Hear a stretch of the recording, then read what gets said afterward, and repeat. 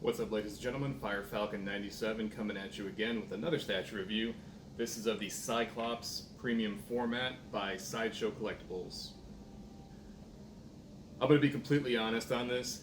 This was initially previewed around the same time as the piece that was done by XM Studios. I like the XM Studios piece a lot more, but it cost twice as much as this one. I really wanted that one. When I saw this, I said, this sucks. This is ugly. This looks like an expensive hot toy. And I talked a lot of crap about it. I told everybody, I would randomly tell people at the comic book store it looked like crap. Thought it was awful, not dynamic enough. The XM one has a lot more detail. I wanted the XM one. The only problem is the XM one was over $1,000 and it was probably going to cost more with shipping.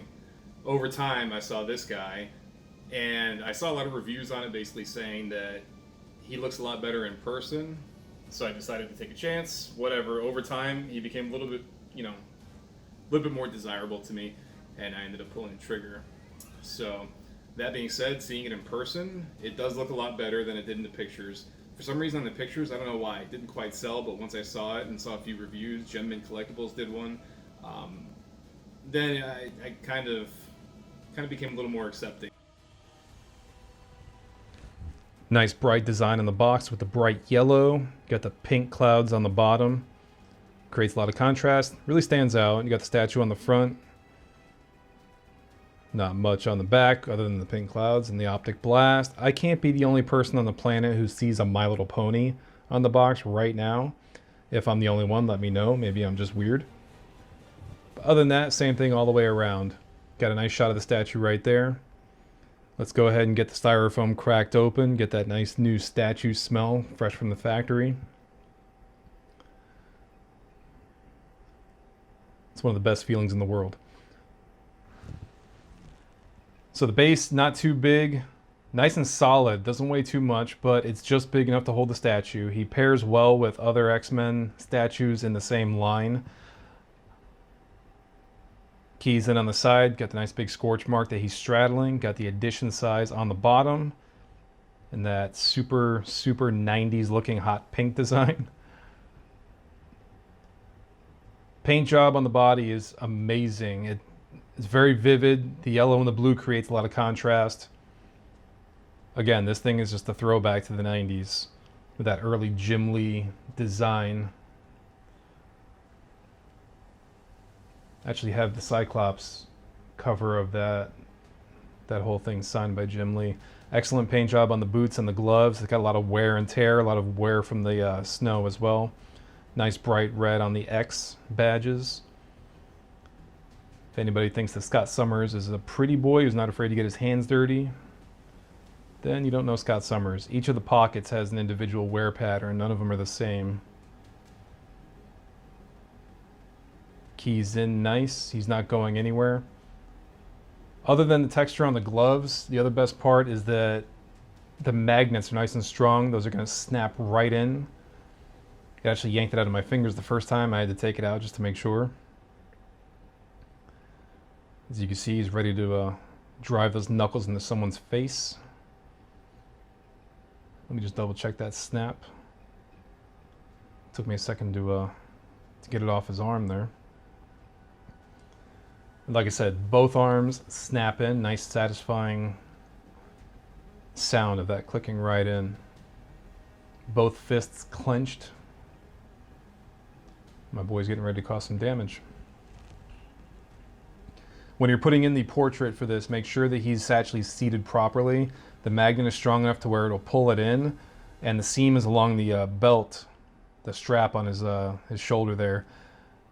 It might not seat properly, which could cause a problem if you bump it or anything, dislodges it somehow.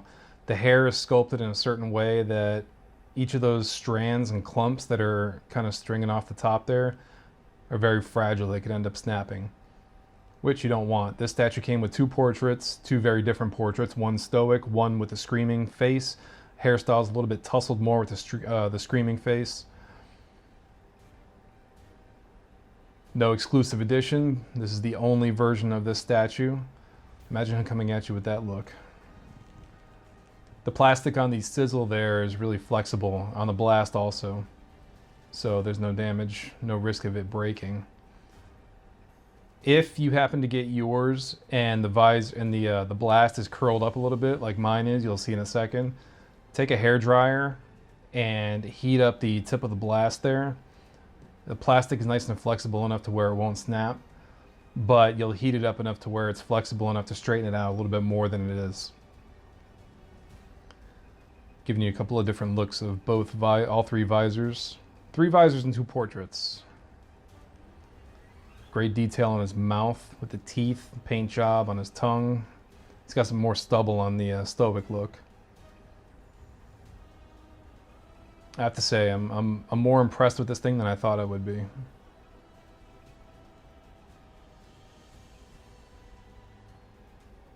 Slight gap between the ears and the visor, but it's hardly noticeable.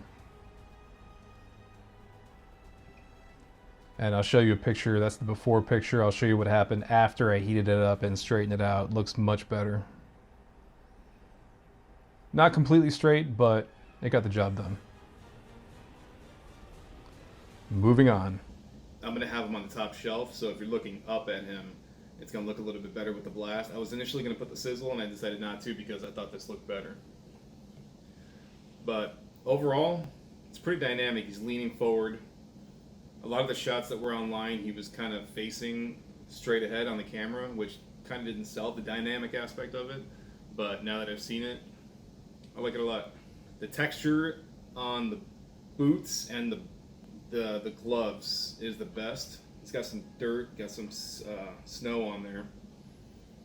So he's leading his guys into a fight in the snow. I don't know who created this over here. I don't think he would miss that badly though. As far as I know, his optic blasts are concussive, which means that it's going to impact, not really burn like Superman's heat vision.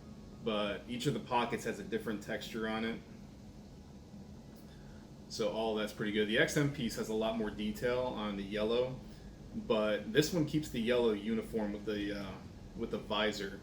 On the XM one, everything is yellow, but the visor is like a gold color, and it kind of doesn't match. But here they keep everything uniform. Looks just like he did in the cartoon and the early comics. Again, drawn by Jim Lee. The 90s was an age of lots and lots and lots of pockets. Gigantic muscles and pockets.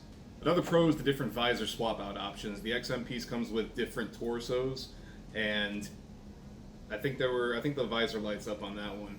This one comes with the 3, so you can swap them out. The other portrait is okay. It's a little more stoic. I like it when they're usually showing a little more emotion. He's kind of raging out in the middle of a fight. Actually, he wouldn't rage out. He's too disciplined to do that. The cons. Let's go into the cons. Not a lot of them, but the right hand, I've seen a lot of people complain about. It looks like he's about to throw a right hook. The only thing that I would have preferred with the right hand is if he was kind of unleashing a blast with his finger up here, but the other one had that too, the XM one. And like I said, a little more texture over here, but they're going for an animated comic book feel. The XM's kind of going for a little more of a realistic feel. So it kind of depends on what you want. If you got the budget to go for the XM, go for the XM. I don't. But this guy looks perfect. If you're a big fan of the 90s cartoon that came out and that early Jim Lee work, then definitely go with that. As of right now, it's still available on Sideshow. There's only one option. There's no exclusive or anything like that. So you can definitely jump on there and grab it.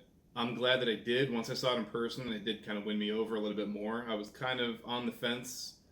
Actually, no, I wasn't on the fence at first. I hated it. I thought this thing was going to suck. So now that I see it, it's a little bit better. Well, eventually it won me over online, mainly because I missed out on the other one. So this guy, I guess, being a little more accessible might have helped. But I'm glad that I pulled the trigger on it. And now I really like it that I've seen it. On a side note, if you've watched any of the movies, this guy gets the short end of the stick pretty much all the time. All he did in the first few movies was cry and get pushed around by Wolverine.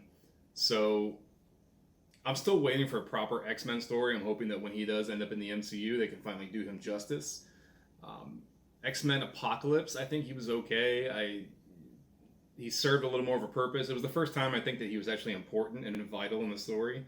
So I appreciated that. But overall, this guy's gotten no love in the movies. And he's kind of been done dirty. So let's go ahead and fix that.